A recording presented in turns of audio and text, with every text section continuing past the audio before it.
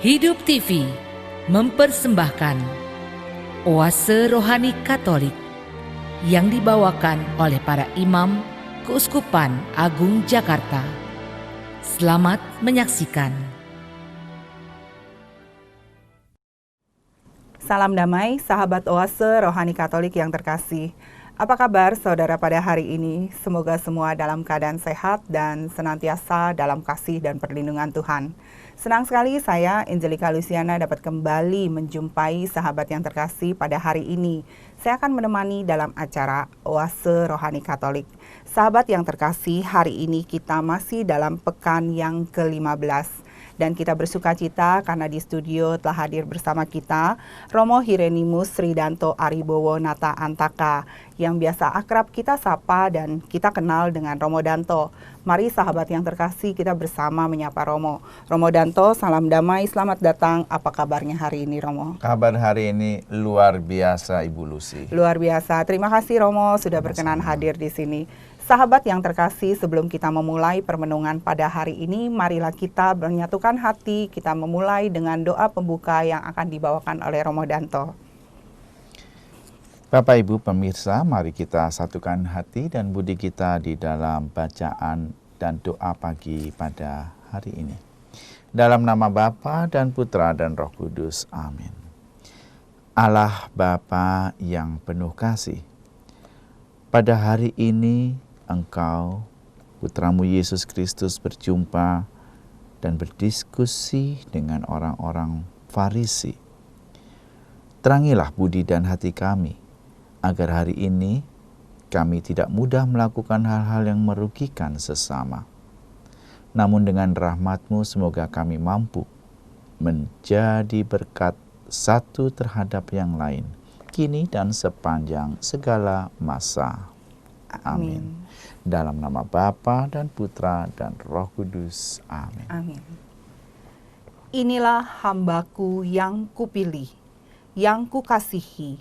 Rohku akan kucurahkan kepada dia, dan ia akan memaklumkan hukum kepada sekalian bangsa. Sahabat yang terkasih, bacaan liturgi pada hari ini, bacaan pertama dari Nubuat Mika, dan bacaan Injil Yesus Kristus hari ini menurut Santo Matius. Dan saya akan membaca bacaan pertama pada hari ini. Bacaan dari Nubuat Mika, bab 2 ayat 1 sampai dengan 5. Celakalah orang-orang yang merancang kedurjanaan dan merencanakan kejahatan di tempat tidurnya. Pada waktu fajar mereka melakukannya, sebab hal itu ada dalam kuasaannya. Bila menginginkan ladang, mereka merampasnya. Bila menginginkan rumah, mereka menyerobotnya. Mereka menindas orang bersama isi rumahnya, dan manusia bersama milik warisannya. Sebab itu, beginilah sabda Tuhan. Sungguh aku merencangkan malapetaka terhadap kaum ini, dan kalian takkan dapat menghindarkan lehermu daripadanya. Kalian takkan dapat lagi berjalan angkuh, sebab waktu itu adalah waktu yang mencelakakan. Pada hari itu, orang akan melontarkan sindiran tentang kalian, dan akan memperdengarkan suatu ratapan. Mereka akan berkata, kita telah dihancur luluhkan. Bagian warisan bangsaku telah diukur dengan tali, dan tak ada orang yang mengembalikannya. Ladang-ladang kita dibagikan kepada orang-orang yang menawan kita. Sebab itu, tidak ada bagimu orang yang melontarkan tali dengan undian di dalam jemaah Tuhan. Demikianlah sabda Tuhan. Syukur kepada Allah. Mazmur tanggapan. Ya Tuhan, janganlah kau lupakan orang yang tertindas. Ya Tuhan, janganlah kau lupakan orang yang tertindas. Mengapa engkau berdiri jauh-jauh, ya Tuhan, dan menyembunyikan dirimu dikala aku kesesakan? Karena congkak orang fasik giat memburu orang yang tertindas, Mereka terjebak dalam tipu daya yang mereka rancangkan. Ya Ya Tuhan, janganlah Kau lupakan orang yang tertindas. tertindas. Orang fasik memuji-muji keinginan hatinya. Orang tamak mengutuk dan menista Tuhan. Kata orang fasik itu dengan batang hidungnya ke atas. Allah tidak akan menuntut. Tidak ada Allah. Itulah seluruh pikirannya. Ya Tuhan, janganlah Kau lupakan orang yang tertindas. Mulutnya penuh dengan sumpah serapah, dengan tipu dan penindasan. Di lidahnya ada kelaliman dan kejahatan. Ia duduk menghadang di gubuk-gubuk. Di tempat yang tersembunyi, ia membunuh orang yang tak bersalah. Matanya mengintip orang yang lemah. Ya Tuhan, janganlah Kau lupakan orang yang tertindas. Engkau memang melihatnya, sebab Engkaulah yang melihat kesusahan dan sakit hati, supaya Engkau mengambilnya ke dalam tangan-Mu sendiri. Kepadamulah orang lemah menyerahkan diri. Untuk anak yatim, Engkau menjadi penolong. Ya Tuhan, janganlah Kau lupakan orang yang tertindas.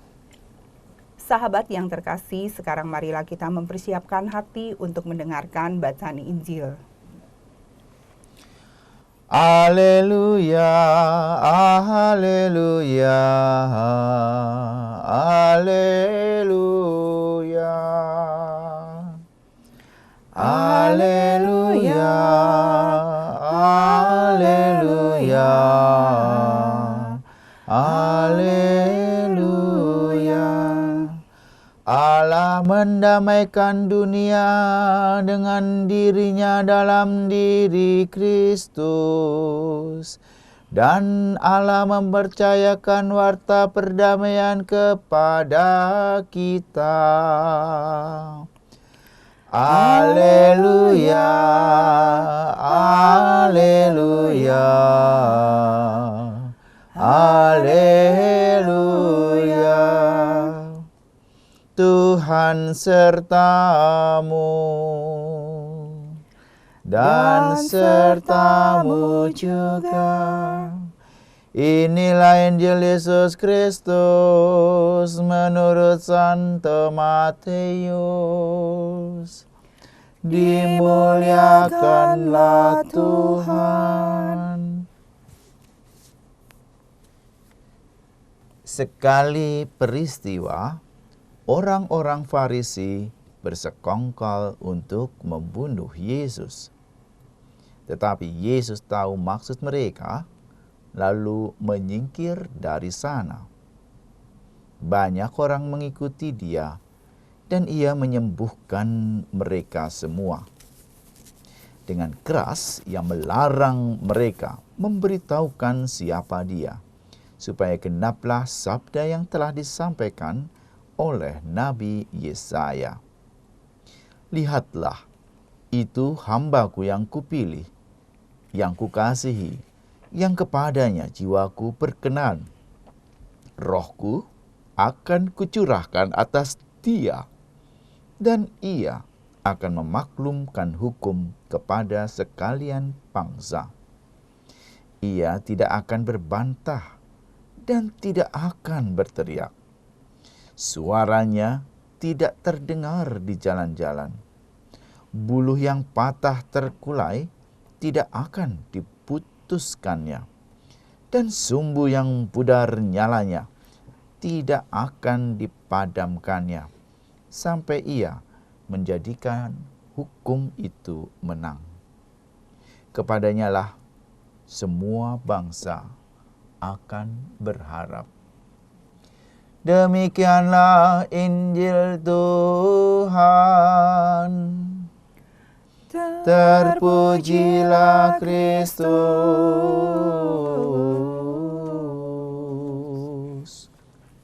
Ramadanto, dari bacaan pertama dari Nubuat Mika pada hari ini, ada hikmat dan kabar sukacita apa bagi saya dan sahabat?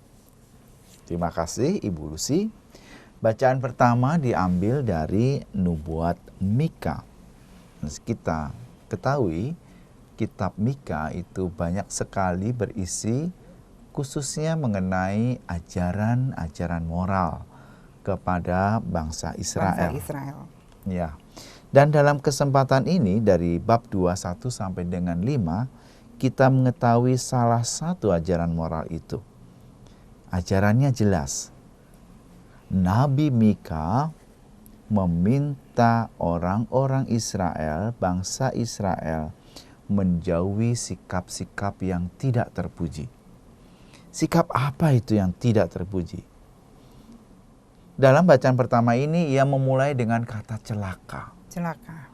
Ya, celaka itu artinya itu tidak pantas, itu tidak layak, itu berbahaya, jangan dilakukan. Misalnya, celakalah orang-orang yang merancang kedurjanaan. Celakalah orang-orang yang merencanakan kejahatan di tempat tidurnya. Jadi sudah merancang kejahatan aja bagi Itu Mika sudah celaka, ya sudah tidak pantas ya. Iya, apalagi melakukannya ya Romo. Apalagi melakukannya, baru merancang. Pada waktu fajar mereka melakukannya, sebab hal itu ada dalam kekuasaannya. Bila menginginkan ladang, mereka merampasnya. Bila menginginkan rumah, mereka menyerobotnya. Mereka menindas orang bersama isi rumahnya dan manusia bersama milik warisannya. Sikap ini harus dijauhi. Harus jangan diikuti. Iya. Itulah pesannya. Pertanyaannya adalah mengapa Mika menyerukan seruan moral ini kepada bangsa Israel?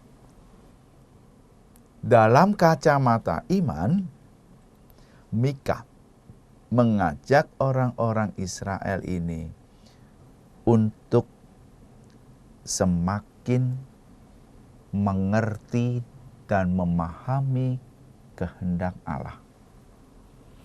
Allah Israel, Allah Abraham, Allah Yakub ya seringkali disebut seperti itu, adalah Allah yang berkehendak baik. Iya. Bukan Allah yang mencelakakan. Allah Israel, Allah Abraham, Allah Ishak, Allah Yakub adalah Allah yang senantiasa merencanakan keselamatan dan kebaikan kepada bangsa Israel. Bukan Allah yang merencanakan kejahatan. Jadi kalau yang namanya rencana saja sudah jahat, itu pasti tidak sesuai dengan kehendak Allah. Kehendak Allah, betul. Ya, karena itu Mika mengajak bangsa Israel semakin mendekati kehendak Allah. Kesempurnaan hidup orang Israel dalam kacamata iman adalah kesempurnaan yang dilihat dari bagaimana ia semakin mampu melaksanakan, mengerti, memahami, menyerupai kehendak Allah. Nah, itu poin yang sangat utama yang saya pikir ada di dalam bacaan pertama ini. Lalu selanjutnya Romo? Nah, dalam alinea kedua tetap dikatakan, kalau Allah merencanakan malapetaka, sungguh aku merancang malapetaka terhadap kaum ini, dan kalian tak akan dapat menghindarkan lehermu daripadanya. Kalian tak akan dapat lagi berjalan aku, sebab waktu itu adalah waktu yang mencelakakan. Pada hari itu orang akan melontarkan sindiran tentang kalian, dan akan memperdengarkan suatu ratapan.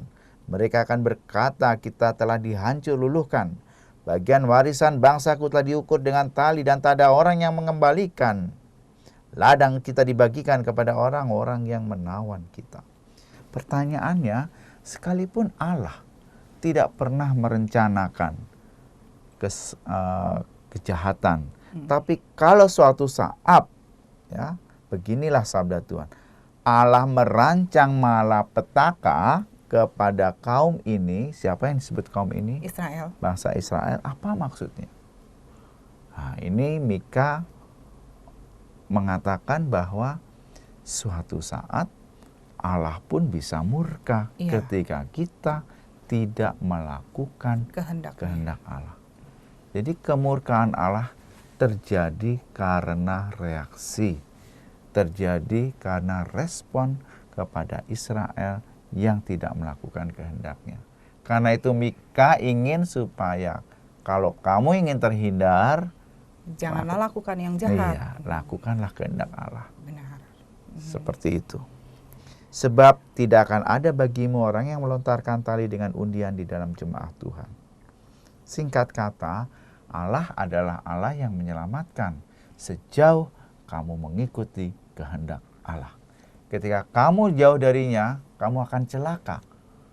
Salah satunya karena Allah juga akan murka kepada engkau. Kalau kita tidak melakukan dan tidak ada di jalannya, Iya, ya Romo ya. betul.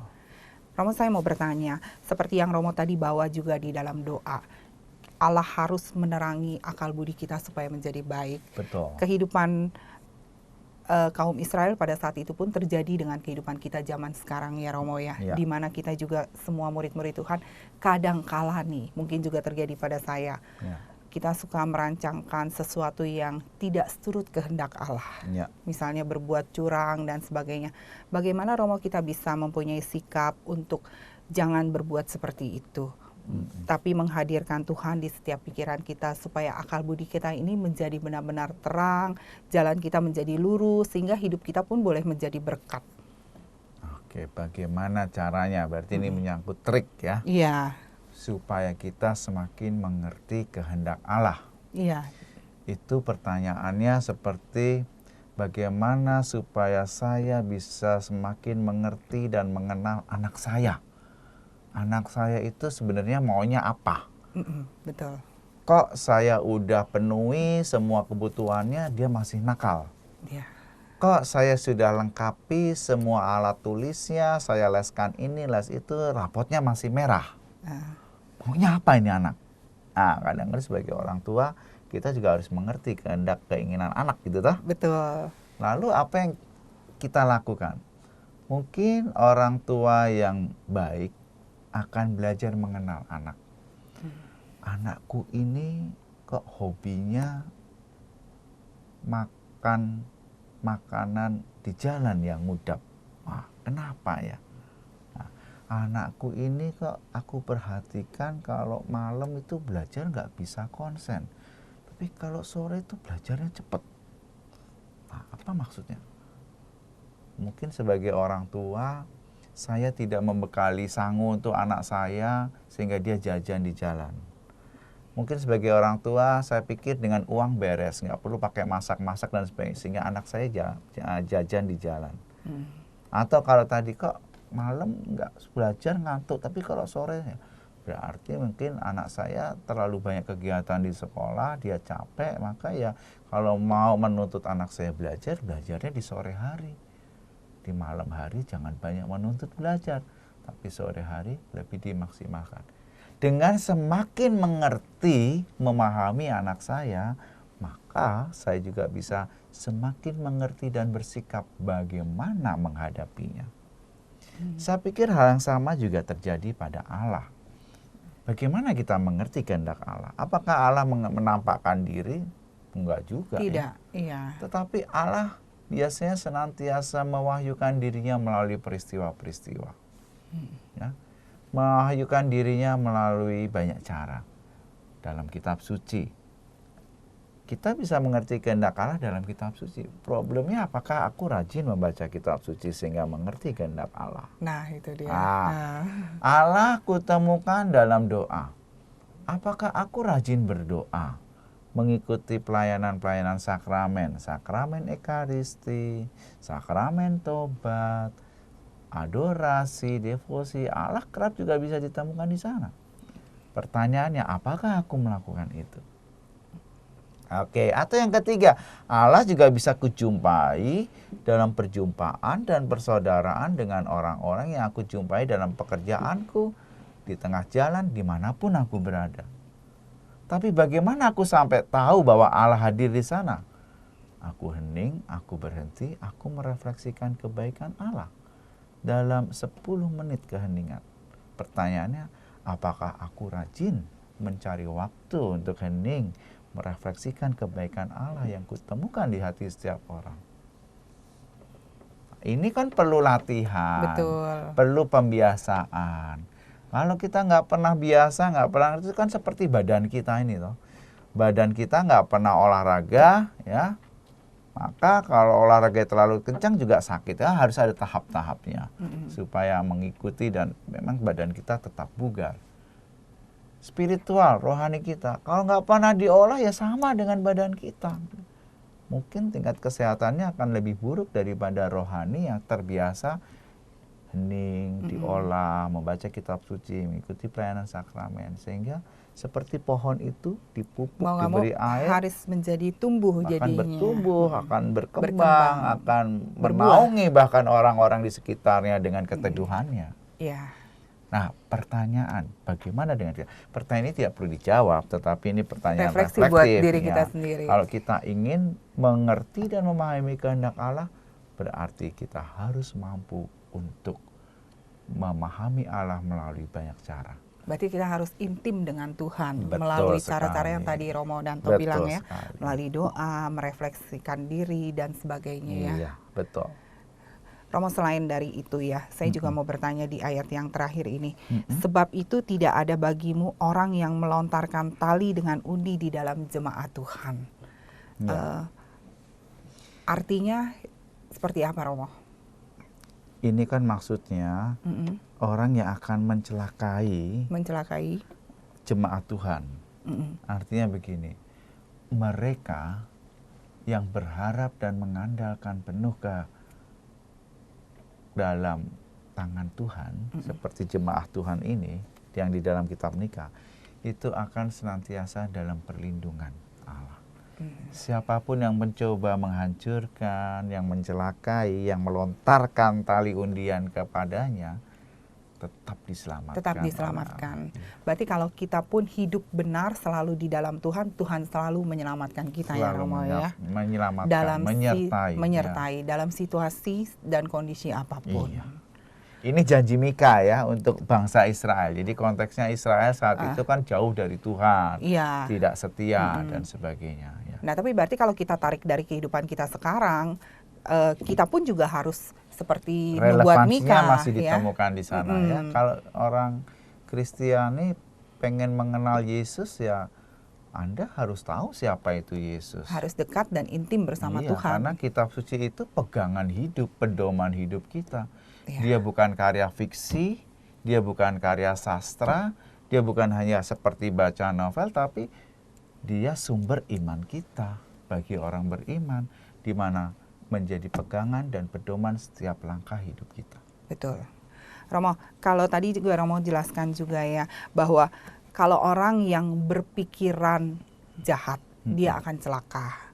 Dan kalau dia sudah berbuat jahat, Tuhan pun juga bisa murka terhadap dia.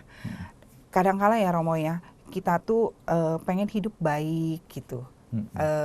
Cuman nih lingkungan yang kadang suka membuat kita misalnya untuk jauh dari Tuhan atau gimana, itu juga bisa membuat celaka kalau kita jauh dari Tuhan ya Romo ya. Betul.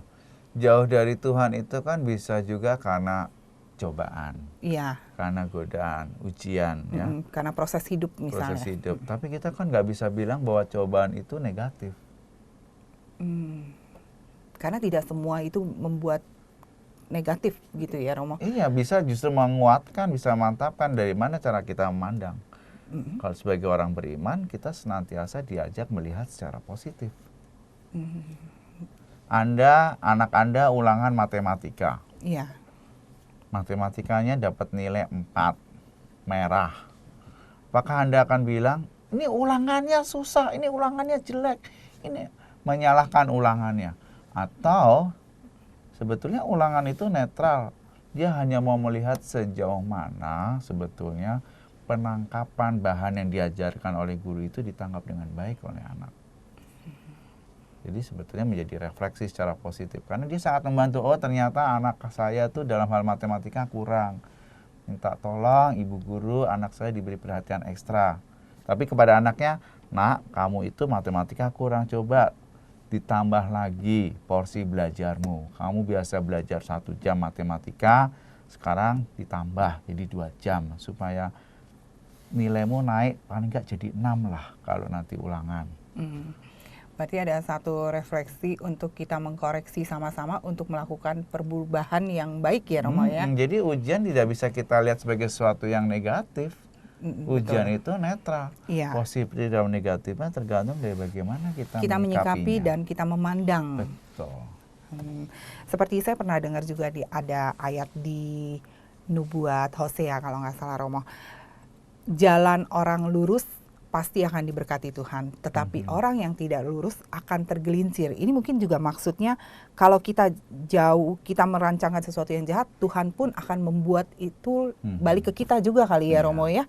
Segala sesuatu yang tidak berkenan padanya. Sekali lagi ini konteks perjanjian lama ya. Ya. Jadi dalam konteks perjanjian lama memang Allah digambarkan begitu dahsyat, begitu hebat, begitu kuasa, maka dia bisa berbuat apa saja, termasuk kalau dia tidak menyukai manusia ya.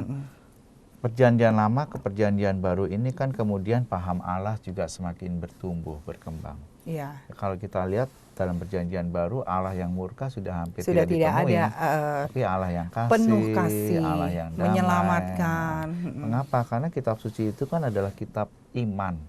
Dia Betul. mau menunjukkan bagaimana juga pertumbuhan dan perkembangan iman mulai dari Israel kuno sampai dengan Israel zaman Yesus. Yesus pun datang, aku datang bukan untuk menghilangkan satu titik notah pun dari hukum Taurat.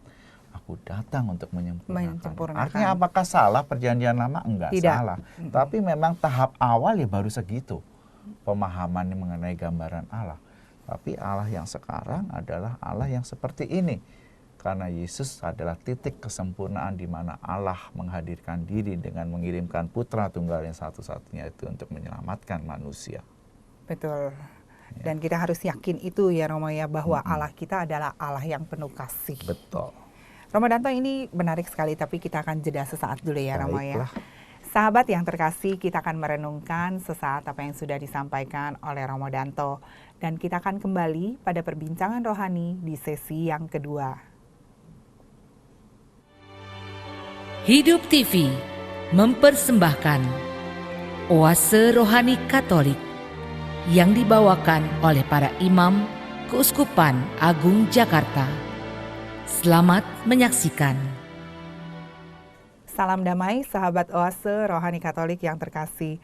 Kembali lagi bersama Romo Hirenimus Ridanto Aribowo Nata Antaka dan saya Angelika Luciana. Anda masih menyimak Oase Rohani Katolik. Sahabat yang terkasih, bila Anda mempunyai pertanyaan seputar iman, Anda dapat menyampaikan melalui SMS 0822 1036 1555 atau Anda dapat men-sharingkan pengalaman iman Katolik Anda melalui email orkkaj@yahoo.com. Romo Danto, kita kembali lagi pada dialog iman di sesi yang kedua. Kalau dalam bacaan Injil pada hari ini, menurut Santo Matius, ada hikmat dan rahmat sukacita apa Romo? Ya, masih paralel saya pikir dengan bacaan pertama ya. Nubuat Mika ya. Ya. Dikisahkan dalam Injil Matius pada hari ini, orang-orang Farisi pun juga semacam sudah bersekongkol, merancang apa? Merancang suatu kejahatan, merencanakan kejahatan. Untuk apa? Untuk membunuh Yesus. Iya. Ya. Kita lihat di sini nanti bagaimana respon Yesus ya. Meskipun Yesus tahu maksud mereka, Yesus tidak melawan. Dikatakan di situ ia menyingkir dari sana. Dia menghindari kekerasan. Iya. Dia menghindari perpecahan. Dia menghindari perkelahian. Ya. Dan yang kedua, banyak orang mengikuti dia. Pada saat dia menyingkir ya Romo. Ya. Dan apa yang dilakukan? Dia tidak merancang kejahatan untuk melawan orang-orang Farisi, tetapi yang dia lakukan malah ia berbuat baik. Ia menyembuhkan banyak orang yang mengikuti dia. Jadi kita bisa bayangkan yang mengikuti Yesus itu bukan hanya orang normal, orang sehat, tetapi juga orang sakit, orang lumpuh, orang yang diusung dengan tandu ya. Dan apa yang dilakukan Yesus? Dia menyembuhkan mereka. Ya. Logika kita, kalau dia manusia, ada orang bersekongkol, mau membunuh dia, dan dia tahu itu. Ini musuh aku. maka dia akan melawan dengan persekongkolan juga. Aku akan bagaimana merencanakan untuk menghabisi dia dulu sebelum dia membunuh aku. Membunuh, iya betul. Tapi ini tidak ditemukan di sini. Tidak. Artinya apa? Yesus melakukan dengan cara-cara anti kekerasan. Paling tidak dia menyingkir supaya tidak terjadi kekerasan, perselisihan. Yang kedua, di tempat yang baru pun dia tidak merancang kejahatan apapun. Tapi dia justru berbuat kasih, menyembuhkan. menyembuhkan. Nah, kita lihat di sini paham Allah yang mulai semakin berbeda dari perjanjian lama dari perjanjian baru, lama ke baru ya, Romo. Seperti yang tadi Romo katakan. Betul. Dan apa responnya? Di situ dikatakan, ya, lihatlah. Ya, di sana ada sabda yang disampaikan oleh Nabi Yesaya. Lihatlah, itu hambaku yang kupilih, yang kukasih, yang kepadanya jiwaku berkenan. Rohku akan kucurahkan atas dia. Ia akan memaklumkan hukum kepada sekalian bangsa. Ia tidak akan berbantah dan tidak akan berteriak. Suaranya tidak terdengar di jalan-jalan. Siapa yang dimaksud dengan dia di sini? Yesus. Juru selamat, Mesias, yaitu Yesus sendiri. Iya. Lalu siapa yang disebut hambaku yang terpilih? Ku-nya ini siapa? Ku-nya adalah Allah. Allah.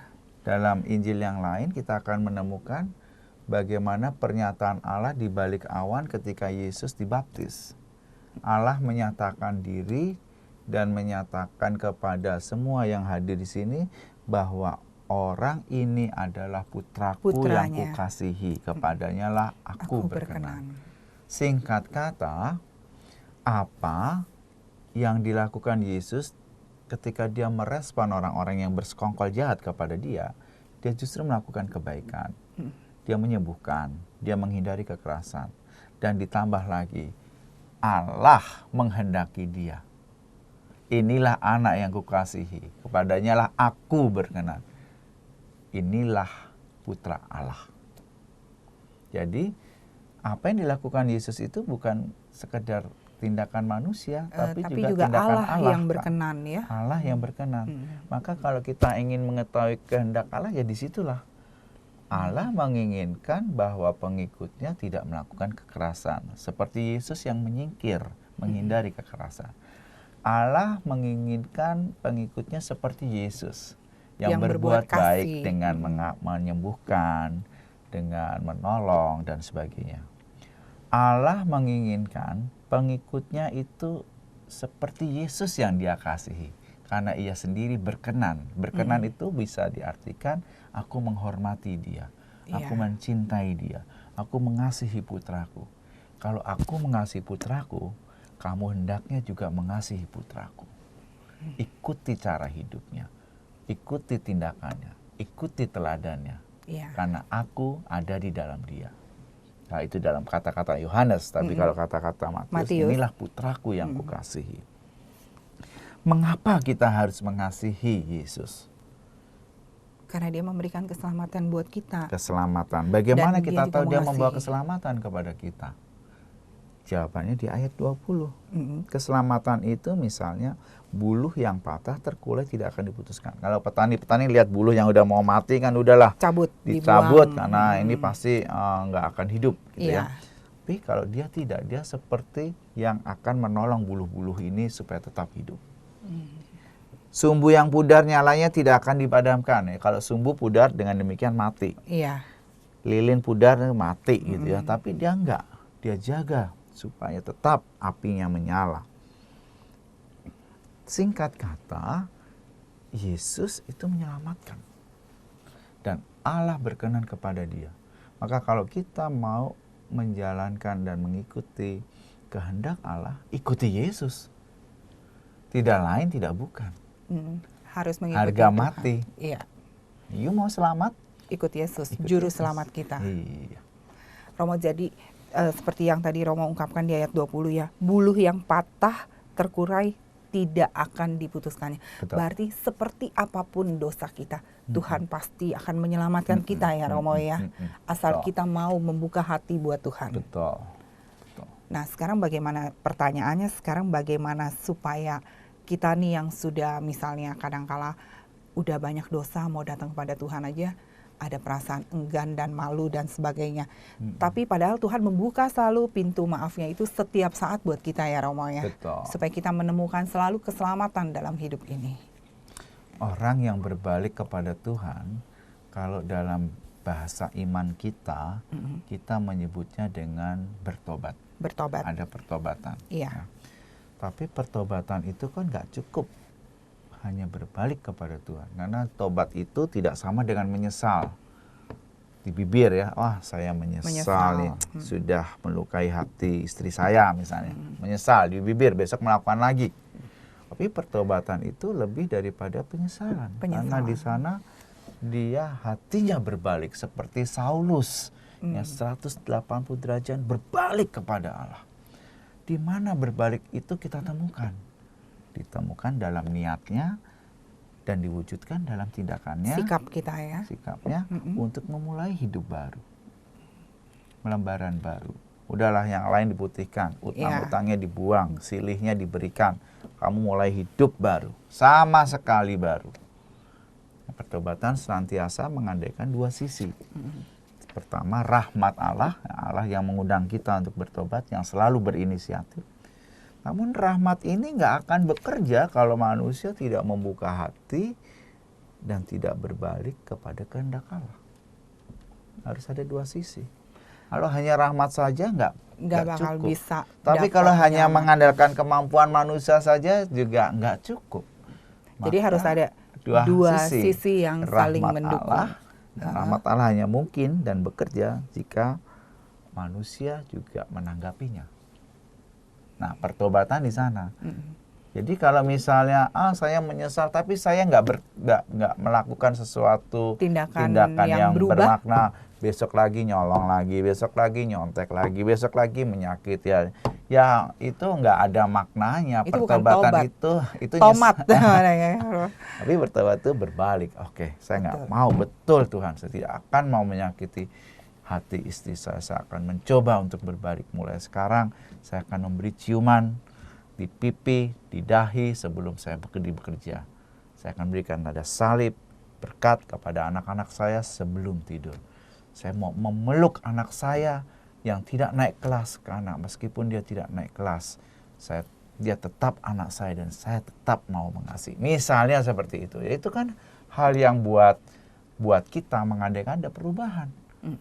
Ada pertobatan di sana, dia berbalik dari Allah dan itu ditunjukkan dalam sikap, diniatkan di dalam kehendak dan menjadi nyata dalam hidup sehari-hari. Iya. Itu pertobatan. Betul.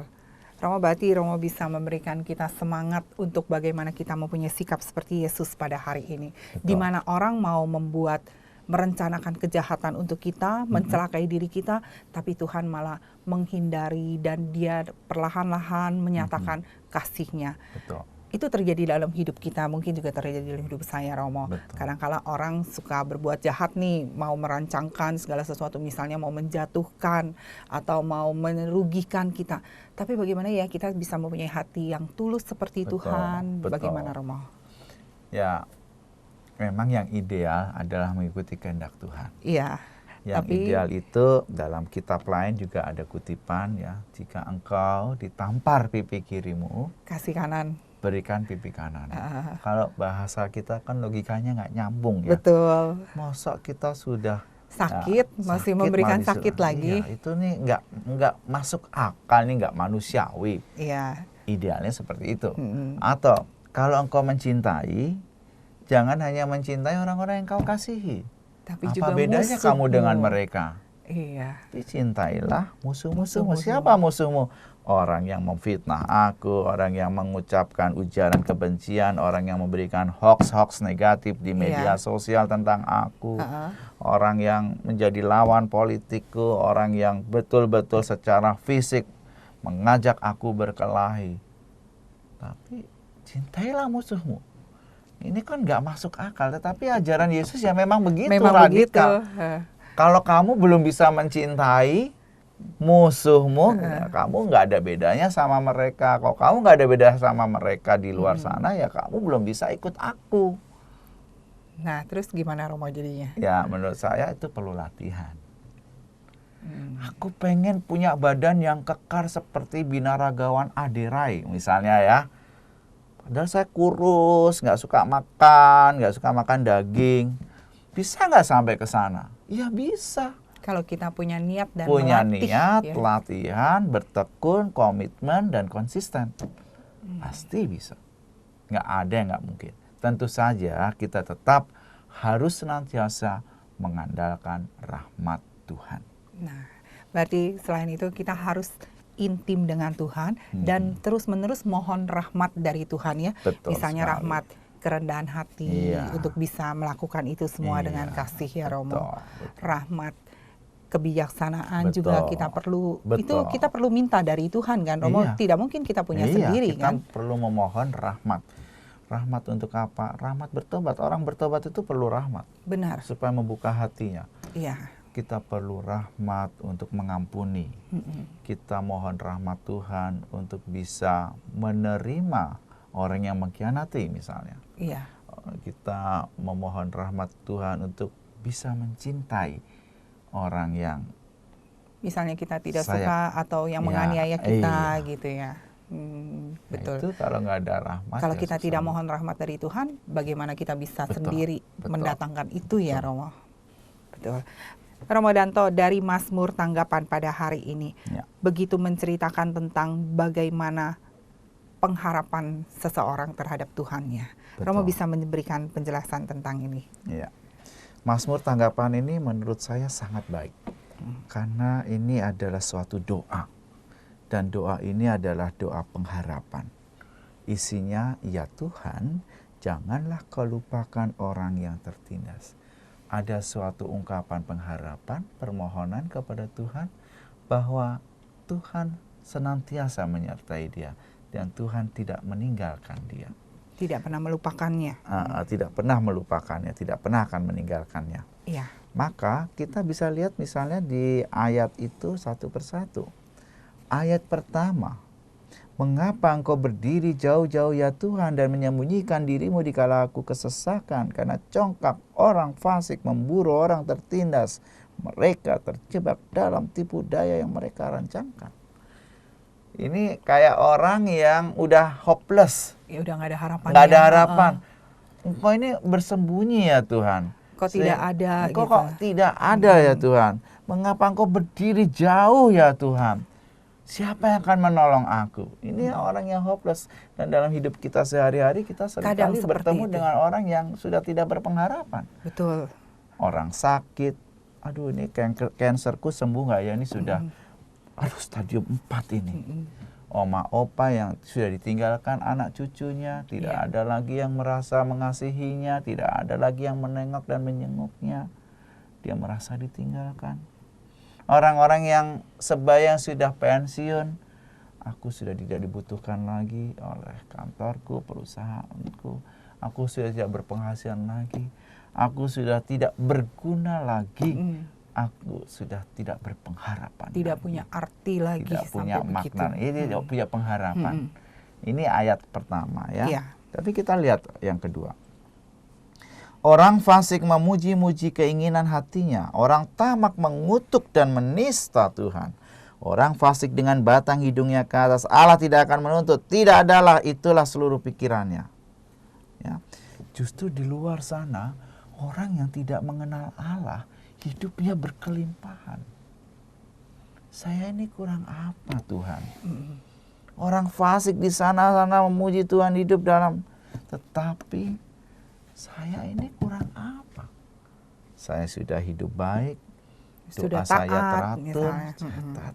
Saya kok tetap hidup dalam Susah kemiskinan. misalnya. Saya hidup dalam kesusahan. Iya. Saya hidup dalam Sakit penderitaan. misalnya. Sakit saya tidak terobati. Nah, itu ya. Pengharapannya masih hilang. Tapi kita lihat ayat 3. Mulutnya penuh dengan sumpah serapah, tipu, penindasan. Lidahnya ada kelaliman dan kejahatan. Dia duduk menghadang di gubuk-gubuk. Di tempat yang tersembunyi yang membunuh orang tak bersalah. Matanya mengintip orang yang lemah. Masih ini memuncak. Semakin tak berpengharapan seolah-olah ya. Betul, tapi kita melihat ayat 4. Di sini ada sesuatu yang positif. Engkau memang melihatnya. Jadi bukannya Allah tuh mengabaikan, dia melihat, dia mengerti. Sebab engkaulah yang melihat kesusahan dan sakit hati. Jadi Allah memang Allah melihat segala melihat, sampai ke hati mengamati di kita, dalamnya. Supaya engkau mengambilnya ke dalam tanganmu sendiri. Supaya ada campur tanganmu ya Tuhan. Biarkan itu terjadi. Ya, ini orang ini mulai melihat sisi yang baik. Pengharapan di satu pihak, di lain pihak mengandalkan Allah. Mengandalkan Allah. Ya Iya. toh? Pengharapan sekaligus ada mengandalkan Allah. Kepadamulah orang lemah menyerahkan diri. Lihat, berserah, mengandalkan Allah, menyerahkan diri itu kan berarti saya mau menyerahkan, ini mengandalkan Allah. Untuk anak yatim engkau menjadi penolong, sesuatu yang positif. Iya. Seperti saya yang yatim ini, yang tidak beribu, yang menderita, yang kehilangan orang tua, engkau menjadi Tuhan penolong. menolong kita. Ya, luar biasa. Betul. Bagus menurut Iya. saya Mazmur ini. Ini pengalaman hidup yang sangat relevan juga dengan hidup kita di zaman Pada modern saat ini. sekarang ini. Dan Benar. Mazmur ini sudah ditulis 3.000 tahun yang lalu. Dan pengalaman eksistensi manusia tidak akan pernah hilang. Benar. Ya. Asal kita benar-benar mau bersama-sama Tuhan dan mengandalkan Tuhan sepenuhnya ya. Sehingga doa kita pun bisa doa seperti pemazmur ini. Iya. Ya Tuhan, janganlah kau lupakan Orang yang tertindas. Syair, mazmur, refren yang berulang-ulang menjadi hidup kita yang senantiasa menguatkan kita. Betul. Amin. Ya, Terima amin. kasih Romo Danto. Baik, sama-sama. Romo, sebelum kita mengakhiri, Romo Ya. bisa menyapa opa-oma, lansia, juga sahabat-sahabat yang pada hari ini mereka sedang sakit. Tapi mereka juga mau mengalami Tuhan yang begitu mengasihi mereka. Baik. Oma, opa, dan semua sahabat yang sedang menderita karena sakit, ya, senantiasa percaya kepada Allah. Karena Allah kita adalah Allah yang mencintai. Allah kita adalah Allah yang mengasihi. Kasihnya tidak berkesudahan. Karena itu, mohonlah rahmat agar sukacita Allah tetap oma, opa, dan Anda sekalian yang sakit, rasakan. Ya, bagaimana sukacita itu Anda tetap rasakan di dalam penderitaan. Allah tidak akan pernah meninggalkan kita. Allah senantiasa menyertai kita sampai akhir zaman. Amin. Romo, Amin. terima kasih. Ya. Romo, dari dua bacaan pada hari ini, Nubuat Mika dan juga Injil Matius, Romo bisa memberikan rangkuman singkat supaya saya dan sahabat jadikan pedoman semangat beriman bagi kita pada hari ini, Romo. Ya, baik. Kesimpulannya ada di Mazmur Tanggapan. Itu Mazmur yang sangat bagus ya, dengan referen, ya Tuhan, janganlah kau lupakan orang yang tertindas. Tertindas ini bisa tersingkirkan, terpinggirkan, Teraniaya, bisa ya. orang sakit, bisa oma opa, Ya. bisa orang yang sudah berbuat jahat tapi ingin menyesal dan merasa berdosa. Bisa Anda juga, sahabat-sahabat, bisa kita juga, siapapun bisa menjadi merasa tanda kutip tertindas. Doa ini mau mengatakan Allah tidak pernah meninggalkan kita. Allah yang adalah kasih adalah Allah yang senantiasa merangkul kita.